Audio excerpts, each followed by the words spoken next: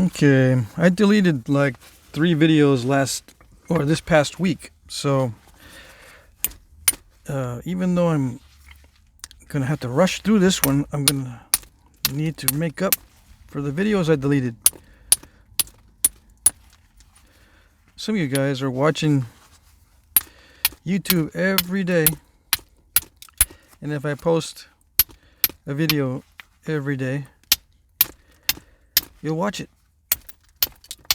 And I found out there's a lot of people like that watch every day.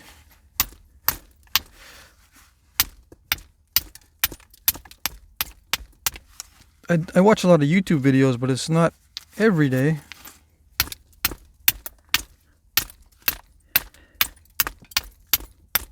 The days that I do watch YouTube videos, it's a lot of times more than one.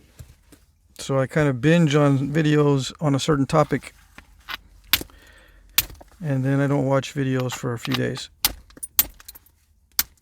or sometimes a few weeks.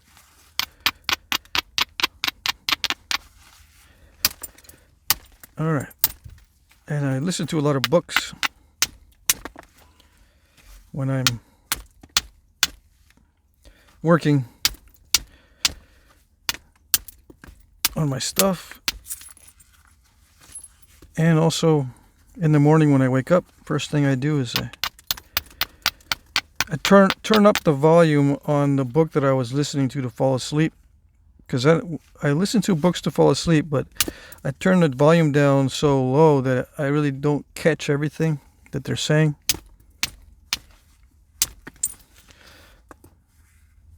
I don't sleep well if the volume's loud on the book, or loud enough to hear what they're saying, fully. I can hear what they're saying, but it's not completely clear. And what happens is, if it's completely clear and I can hear it very well, I end up in my dream, before I wake up from the book noise. In my dream, I'm trying to turn off the sound of the book. Like, let's say I have my phone in my dream. I'm trying to figure out how to turn off that sound on my phone. It's really weird.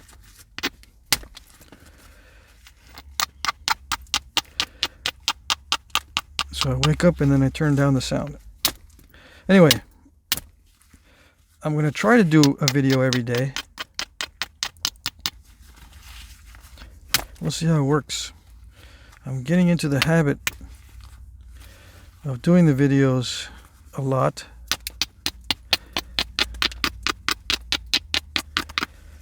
A lot more often. And the more I do it, the quicker I can get set up for the video. Because I got everything like a routine set up. But that's easy if I wing it. Now, I'm going to have to start planning the content. And I've been doing a little bit of research on how to do in-depth videos.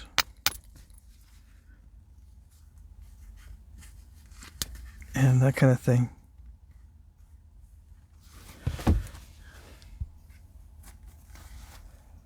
And pay more attention to the audio and the background. It's not that difficult. It just takes some experimenting, right? It's the experimenting that it's difficult, because once I figure out a new way to shoot a video, I've got to remember everything that I do to set it up. And unless I have it written down, I forget, and I mess up the video, then I delete it. Spend an hour or an hour and a half or whatever on doing a series of videos, and I realized it was not on airplane mode, so there's a buzzing sound throughout the whole thing, like it did on some of the videos this past week. Yeah, I ended up remembering everything. Everything was cool. Everything was good. But I reviewed the videos, the very last ones that I deleted. I reviewed the videos, and I'm kind of slurring some words. I'm not enunciating properly. and it sounds like I'm saying other things. Sounds like I'm saying other things where I can't, I don't even know what I'm saying because I'm not pronouncing the words right, because I'm concentrating on something else, or I'm just in the zone too much or something. I don't know. Anyway, so this is not good. It's got to be clear so that the closed captioning or the automatic subtitles can pick up what I'm saying. And so the transcript looks right.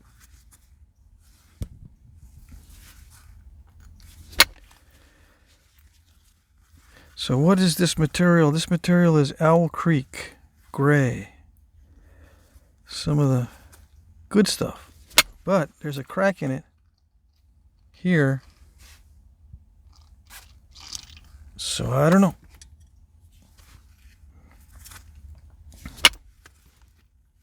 Yeah. What don't I know? I don't know how deep it goes. Where it goes, nobody knows.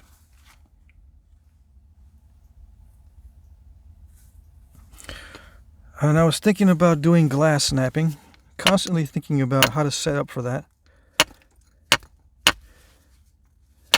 I can set up in my storage unit. It's full though, because I don't have any shelves. Everything's on the floor. So once I get shelving unit in my storage unit, once I get shelving units or shelving for my storage unit, I can nap some glass in there. But I don't think I'd mind napping mahogany obsidian back here in the van, because mahogany obsidian is easy to detect and it's not quite as jumpy as glass. You know, it doesn't fly everywhere in little bitty transparent and translucent shards.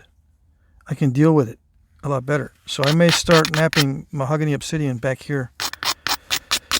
And if I can get jet black obsidian, I do have some jet black Napa obsidian. So I can probably nap that also. Although I don't like napping the really high quality stuff that has long, thin shards. Long, thin, pointy shards. Those are the ones that get me. Because once they're like splinters, they go in and you try to take it out, it breaks. It's not like a piece of wood where you can just pull it right out. Those splinters, those glass splinters, I've had a few in my fingers. You've got to pull them out really carefully, and if they do break, you got to go in there and dig them out. How do you go in there and dig them out? I've tried all kinds of ways, but the only way that works well is sharpen up a pair of tweezers and go in there and just open up the wound and get in there and wait until you hear a little click or feel a little click of glass and try to pull it out. And yes, it's painful. And I've also used, I've tried to use fingernail clippers, dull ones, because it has a little clamp. It's, you know, the clamping action can actually clamp onto a splinter and pull it out, but it tends to crush if it's glass. So I'll use tweezers, or I'll just try to carve it out with the tip of a very sharp knife, like an X-Acto knife, real pointy X-Acto knife.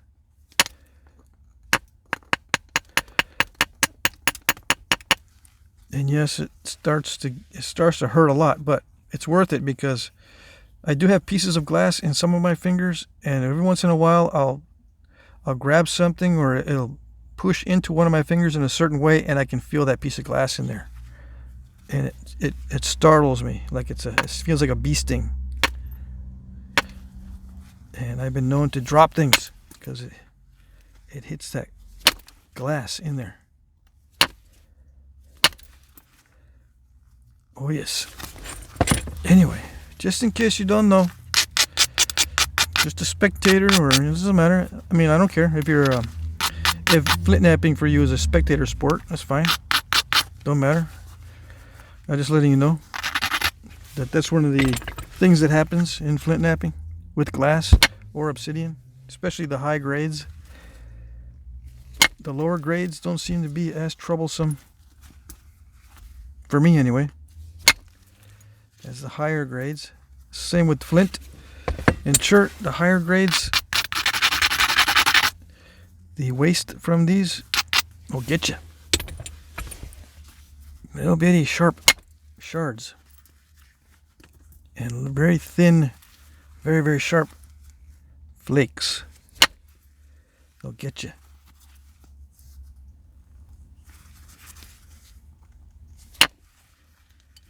Yeah, that crack, that's a real bummer. You see that goes right down through there. It's not on the other side though. So there's hope. There's hope that it doesn't go all the way through.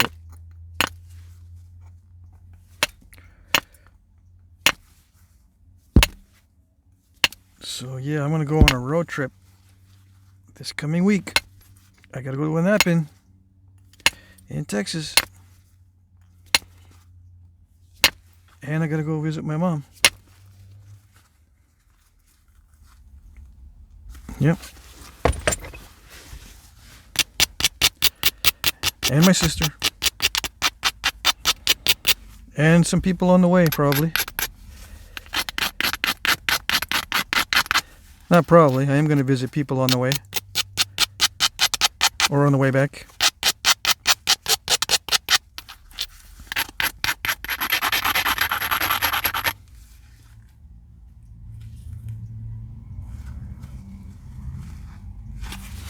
Okay, here we go. Here's some critical hits. So we're gonna do some critical hits, just to see if that crack goes all the way through. I'm gonna take a deep flake here. Oh yeah, we got under it. We did. Funny how we say we. We say we. I say we.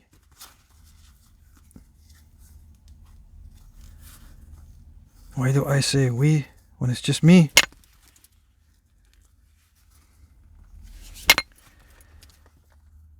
I don't know.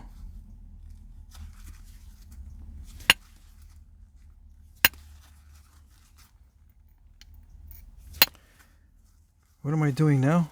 I'm trying to regularize it a little bit.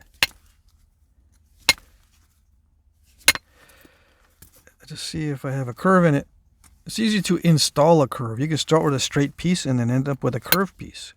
Oh yes. Especially if you're trying to dig under something. Dig under a defect or try to dig out a certain contour that you need, you know. What does that even mean? You know, sometimes you have to really scoop out an area because it's inconsistent. You just want to get rid of it. And you don't want to keep picking at it because then it'll end up as a stack. So you try to scoop it out a lot. And then sometimes you scoop it out a little bit too much and you end up with a concavity in the point and it becomes curved at that point, at that area. So you got to be careful. And oh yes, you can scoop out these inconsistent areas once you start getting to know the rock you're working with. You go, oh, that's going to be hard right through that area. And you get to know what to do. So, what is this going to be? What is it going to be? I'm just going to do random stuff. And I'm enjoying the flint knapping a lot more when I do random stuff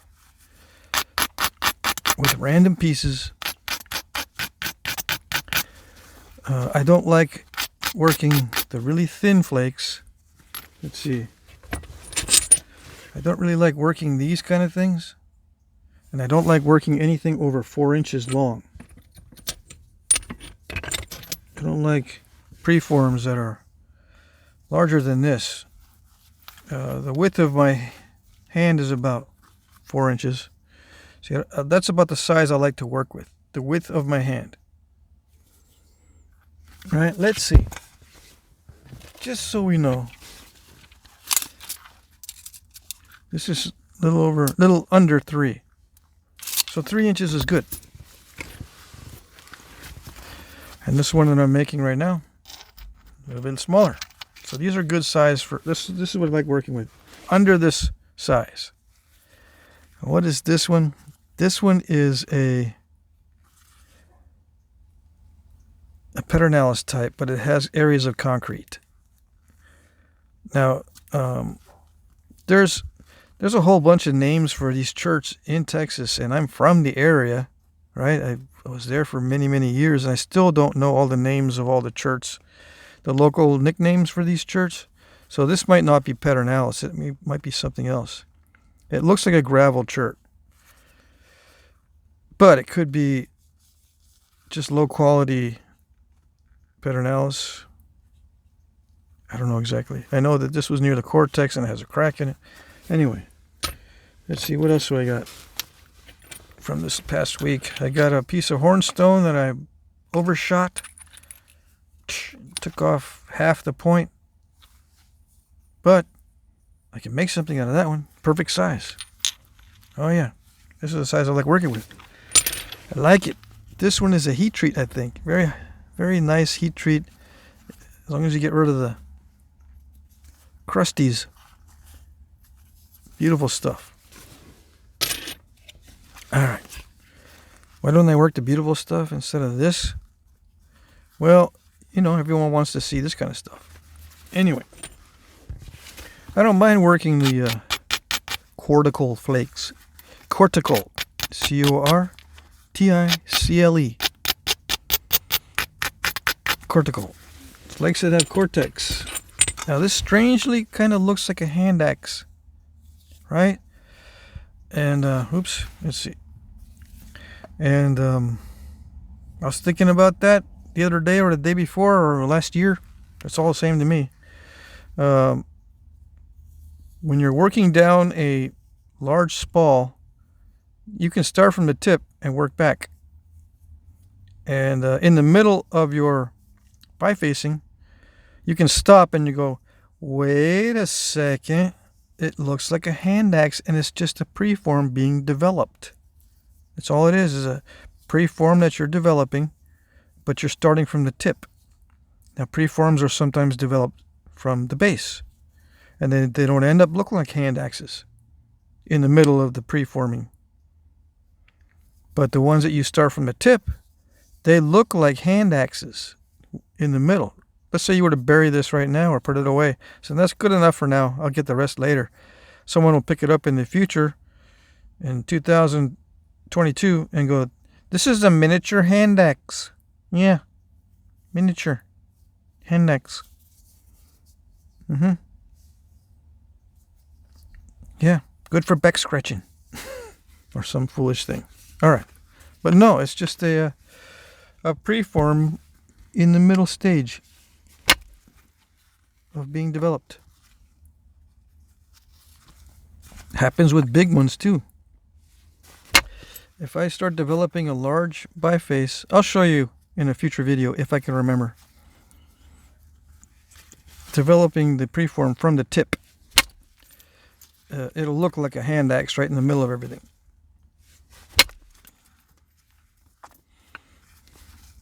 All right.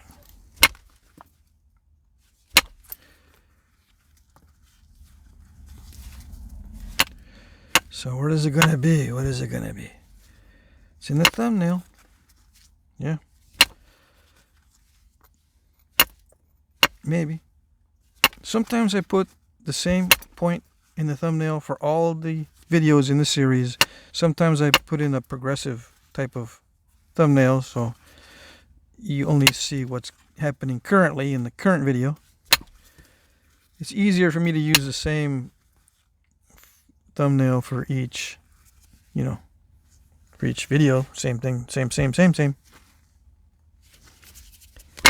But you might get confused with which one's the first video in the series, or the second or third.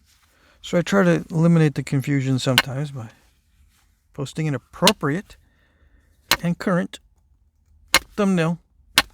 But I've been doing research on thumbnails I'm doing my thumbnails all wrong, according to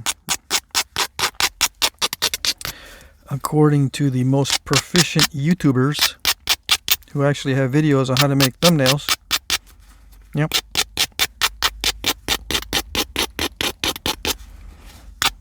So you might see a change in the thumbnails. I've been looking for thumbnail creation software app or whatever you call it. Yeah. Thumbnail creation apps. I've gone through already 3 of them. They're not specifically only for thumbnails. They have all kinds of other bells and whistles that I cannot stand it when they got lots of these other bells and whistles. It drives me crazy.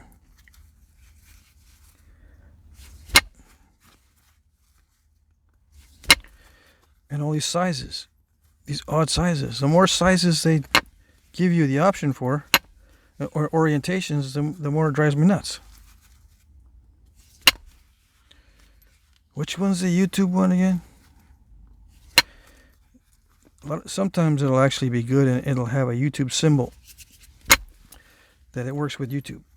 But some of those free ones, free thumbnail creation apps, don't help you at all. And I think they do it on purpose. I think they do it on purpose. Oh yeah.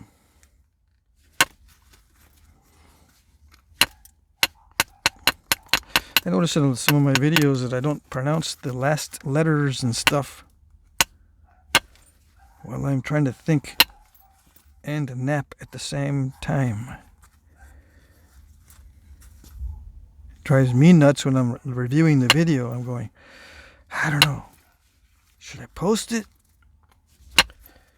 Should I do it? Should I push the button? I'm sitting there sweating, trying to push the button. A lot of times, if I don't upload it right away, I say heck with it. I don't like it. I find some way to not like it. And not post it. So I'll post it before I review it. And then people are already liking it and watching it and giving it giving responses and all that. I can't delete it now. So there you go. It's up there. Okay, I gotta adjust the camera a little bit. I got the door closed. I'm enclosed. You can probably tell because there's a very little background noise. Very little noises in the background, if any. Hold on a second. I gotta adjust my jacket. I gotta do some swings here. See that? That is my biggest obstacle, is the lamp. But I need the lamp close up to the work so everyone can see, including me. All right. Why am I doing this wind up? There's a turtle back on there.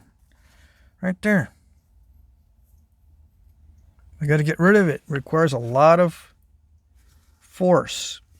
Oh, yes. Did it do it? Ooh. It rode up that concretey area. It didn't go into the concretey.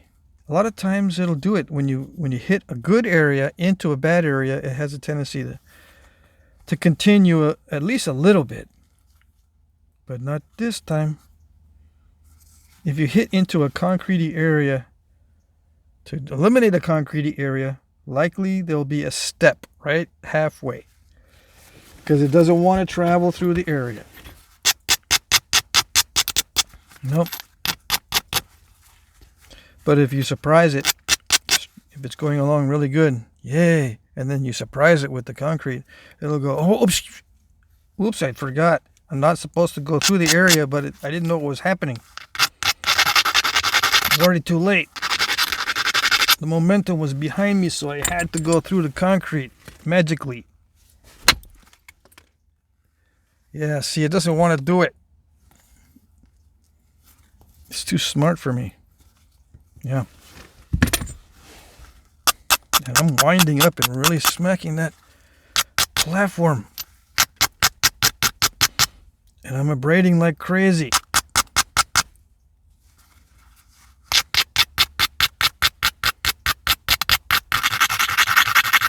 Want to see how much I'm abrading? See that? It's a lot, but it's all nasty cruddy. Yes, I know. I don't have time to be making them beautiful. Is that the problem? Could be. But I'm going to hit right here. There's no nasty crushies there. The nasty crushies are on this side. I'm going to hit that one. Really hard. But I thought you said not to hit on the concrete. Yeah, I know. But since it's not going to travel over it anyway, might as well try the concrete. Did it do it? No. See? Step halfway. But you got to try. You got to try. You just gotta. I hit through the cruddies. Let's see if it did it. Whoa, look at that. Okay, here we go. Strange physics. This is where all the cruddies were. Come on. Are you focusing? This is where all the cruddies were. I hit right where I'm not supposed to. Right in the middle of them. And yet, it worked. Better than the other attempts. Why? Strange physics. That's why. No. What's the real reason? What's the real reason it worked? It's a game of chance.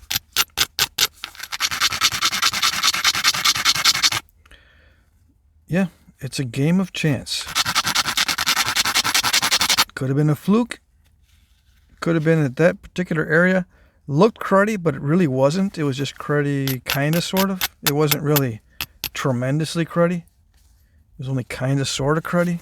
And I hit in the kind of, sort of really good area. It wasn't perfect, but it was kind of good. It's a game of chance.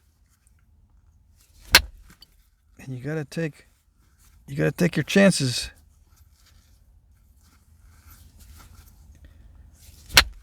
But don't take too many chances, because then you really get in trouble. You gotta try to reduce any negative side effects, and you only know those after a lot of experience.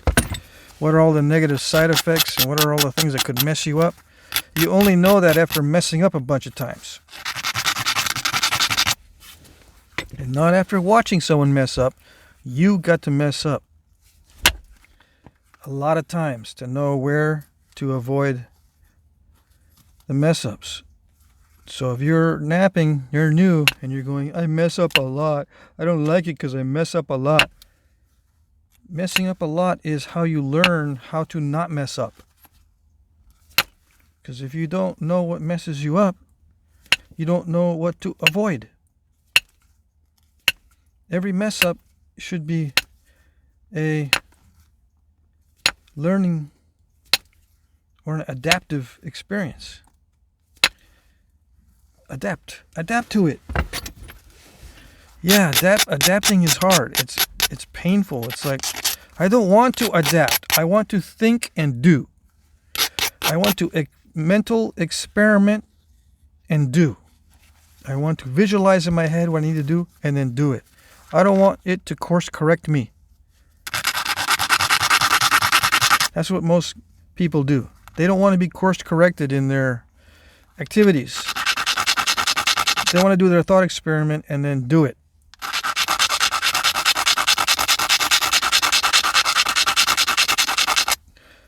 No, the way that I teach, you just do it and course correct. If it's good, keep doing it that way. If it's not, correct somehow. That's where the one-on-one comes in handy, because if you're by yourself, you're saying to yourself, okay, course correct. Doing what? What do I do? I don't know what to do. I'm by myself. I don't know what to do. If I knew what to do, I wouldn't have done it that way last time I did it. So how am I supposed to course correct if I'm by myself? Huh? Yeah, I know. That's why one-on-one is valuable. And some people watch hundreds of videos on napping, and they try napping, and they've been doing it for a few years, they still can't get anywhere because they don't understand. It's not their fault, right? They don't understand where to course correct.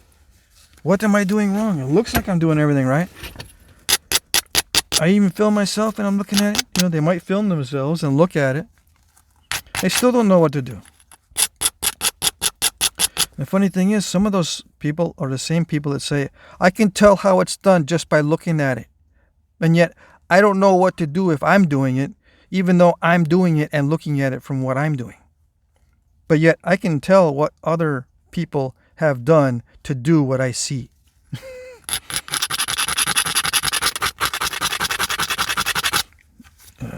Chances are you don't know how you're doing it, and you don't know how they used to do it either.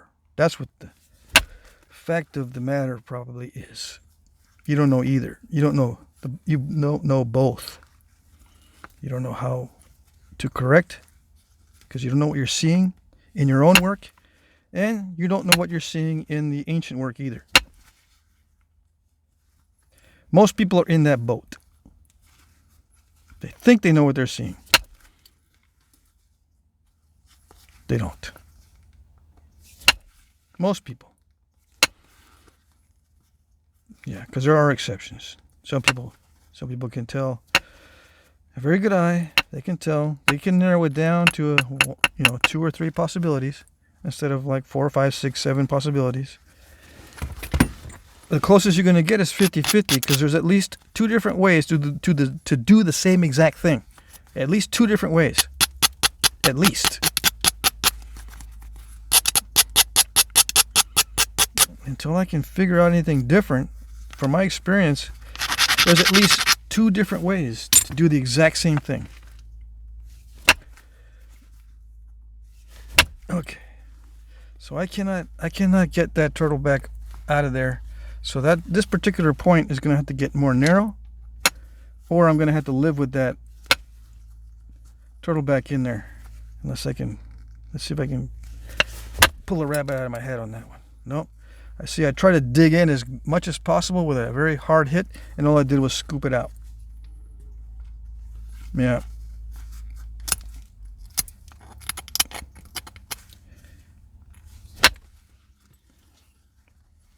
So I'm going to have to make it more narrow or just leave it in.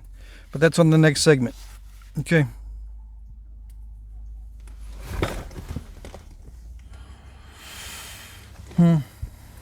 Let's see.